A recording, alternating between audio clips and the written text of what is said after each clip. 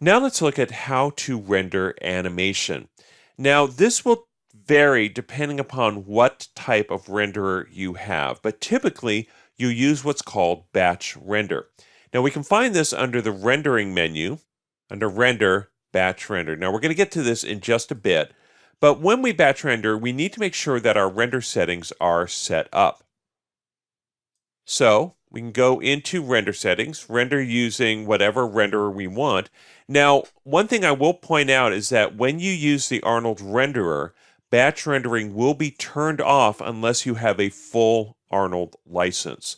So there are other ways to render animation using Arnold, just not with batch rendering. I'm going to leave this on Maya software.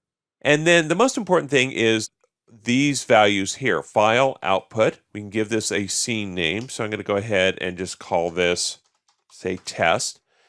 And then let's just go ahead and render JPEGs. And notice how this is all showing up here. This is giving us a sample as to what the file names will be.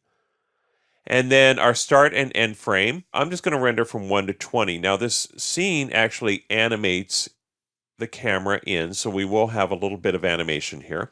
But let's just render the first 20 frames or so. And then which camera are we rendering? This is very important. By default, it's set to perspective, but right now I'm looking through an animating camera 1. So let's go ahead and select camera 1. Now that I have this all in place, I should be able to batch render.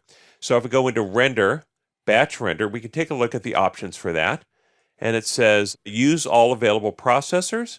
I can switch that off and just use only a specific number. So you kind of have to know how many cores your CPU has. But I'm just going to go ahead and go full bore, use all available processors, and do a batch render and close.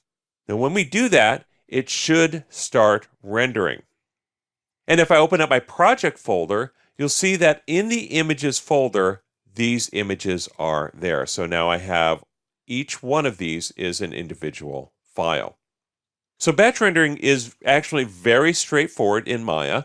All you have to do is make sure that you have your naming schemes set up properly, and it should go fairly swiftly.